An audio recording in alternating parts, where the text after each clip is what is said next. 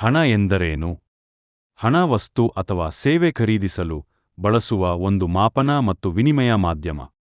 ಬಾರ್ಟರ್ನಿಂದ ಹಣದತ್ತ ವಿನಿಮಯದ ಕ್ರಾಂತಿ. ಹಣದ ಮೊದಲು ಬಾರ್ಟರ್ ಸಿಸ್ಟಮ್ ಜೀವಂತವಾಗಿತ್ತು. ಜನರು ವಸ್ತು ಹಾಗೂ ಸೇವೆಗಳನ್ನು ನೇರವಾಗಿ ವಿನಿಮಯ ಮಾಡಿಕೊಳ್ಳುತ್ತಿದ್ದರು. ಆದರೆ ಇದು ಸಮಸ್ಯೆಗಳನ್ನು ತಂದಿತು. ಎಲ್ಲ ವಸ್ತುಗಳಿಗೆ ಸಮಾನ ಮೌಲ್ಯ ಹೇಗೆ ನಿರ್ಧರಿಸಬೇಕು? ಎಲ್ಲರಿಗೂ ಬೇಕಾದ ವಸ್ತುಗಳನ್ನು ಹೇಗೆ ಹುಡುಕಬೇಕು?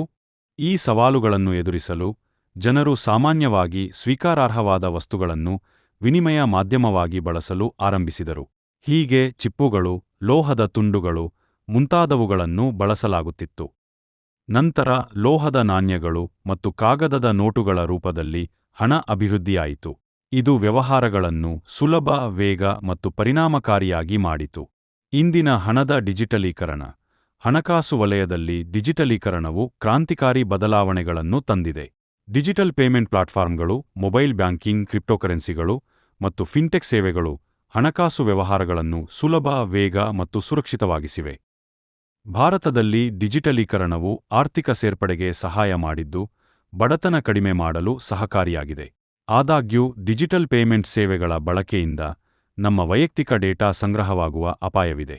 ನಮ್ಮ ಡೇಟಾ ಅವರ ಬಳಿ ಶೇಖರಣೆಯಾಗುತ್ತಿದ್ದು, ನಮ್ಮ ಮಾಹಿತಿಯೇ ಕಳುವಾಗಬಹುದು. ಇದು ಡಿಜಿಟಲ್ ಹಣಕಾಸು ಸೇವೆಗಳ ಬಳಕೆಯಲ್ಲಿನ ಅಪಾಯಗಳನ್ನು ನಿಯಂತ್ರಿಸಲು ಮತ್ತು ಗ್ರಾಹಕರ ಹಿತಾಸಕ್ತಿಯನ್ನು ರಕ್ಷಿಸಲು ಸೂಕ್ತ ನಿಯಂತ್ರಣ ಚೌಕಟ್ಟಿನ ಅಗತ್ಯವನ್ನು ತೋರಿಸುತ್ತದೆ. ಹಣದ ಮಹತ್ವವನ್ನು ಅರ್ಥಮಾಡಿಕೊಳ್ಳಿ, ಅದನ್ನು ಜಾಣ್ಮೆಯಿಂದ ಬಳಸಿ, ಮತ್ತು ವಿಡಿಯೋವನ್ನು ಲೈಕ್ ಮಾಡಿ ಮತ್ತೆ ಶೇರ್ ಮಾಡಿ.